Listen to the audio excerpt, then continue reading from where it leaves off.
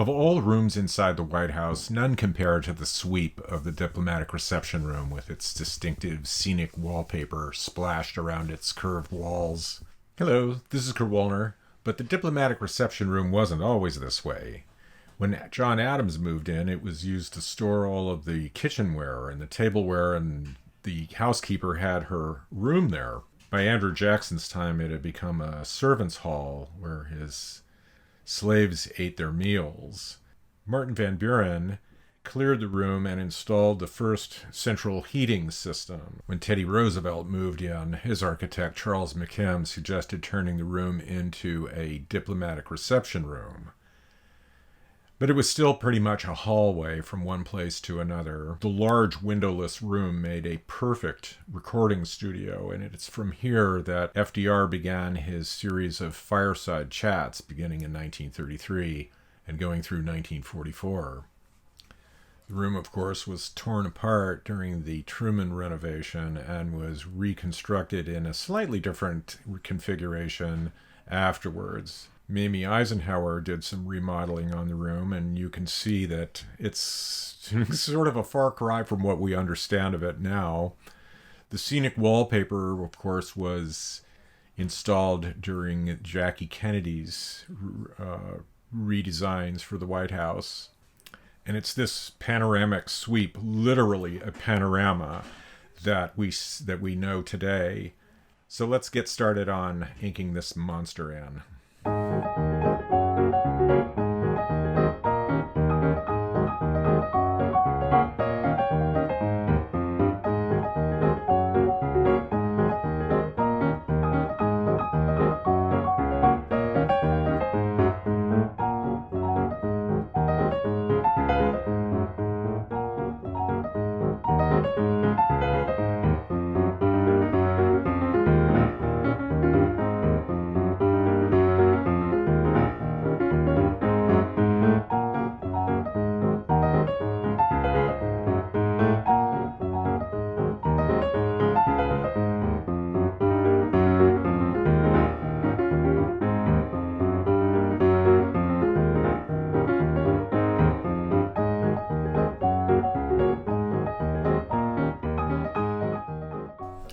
I made a major boo-boo here in my composition for the ground floor by being up in the air and looking down at the east side of the building toward the middle.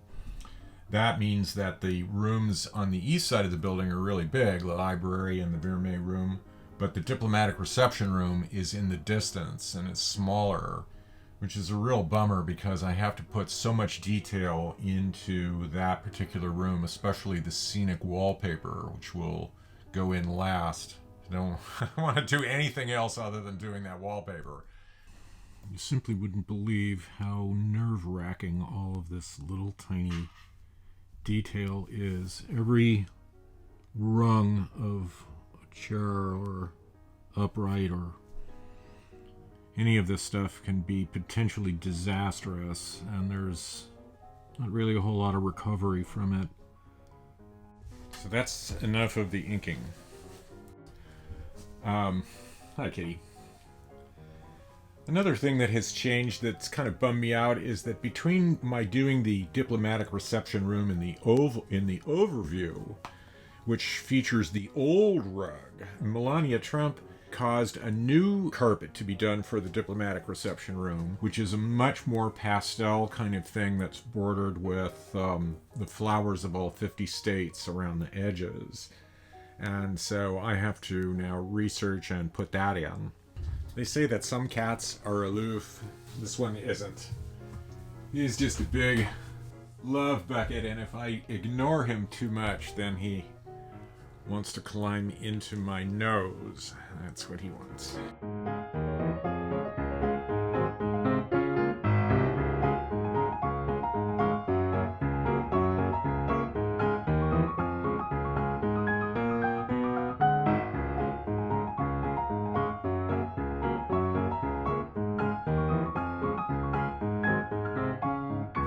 Okay, now that the carpet is in, we need to attack the furniture. Fortunately, most of the furniture is the same color, so I'm just going to give it all the same color except for the clock, which gets a different Seems to me to be made out of a different kind of wood. And doing the furniture, of course, is largely an improvisational kind of thing. You just do the best you can in the space in the space provided.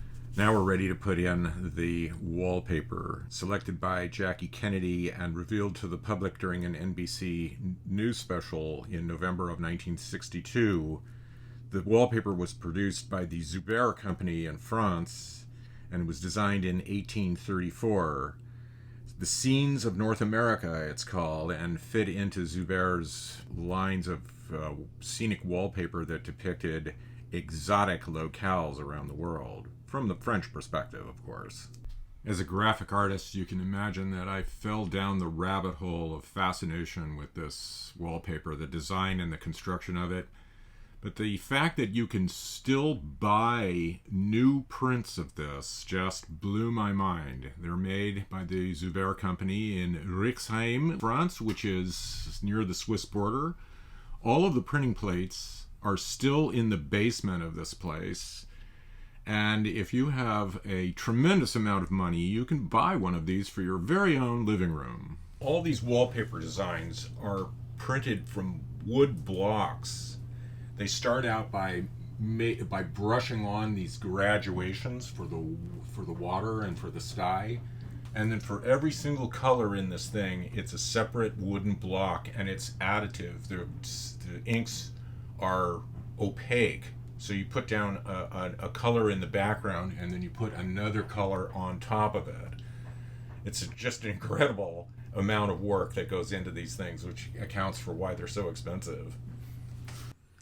Initially, I thought that trying to get all of the details from this wallpaper design from the pictures of the diplomatic reception room online was going to be really difficult. But fortunately, because the wallpaper is still manufactured and because they try and sell it, they have better images of it online. So I've been able to match up the design to where it belongs in the scheme of things in the round room or the oval room, and I've been able to begin.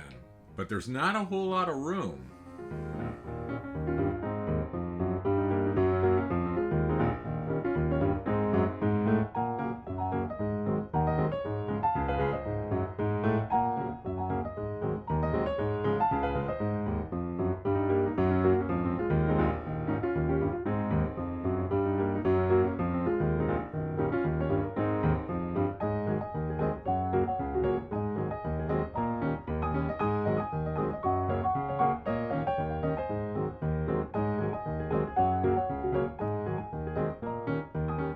So after that minuscule ordeal, the whole ground floor drawing is done. Again, it's just like a massive undertaking, but it turned out pretty nicely. I thought I would take you around and show you how the China room turned out with its red backing of all the different plates and so on, and its ridiculously complicated carpet. The Vermeer room. I love doing rooms like this with all of this paneling and not too much silverware that has to be done, but I like working on rooms like this. The curator's office was, of course, the heart of the whole thing. Just lots and lots of books and computers, and crammed in a really small space. I love doing stuff like that too. And the whole thing is really cooking, I think.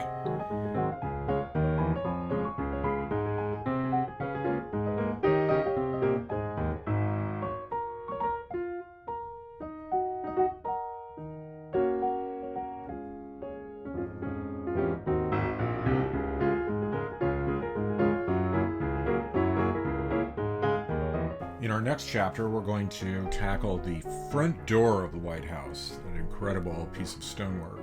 If you're enjoying these videos, please subscribe to the channel if you would. Until next time, thank you for your attention. Bye-bye.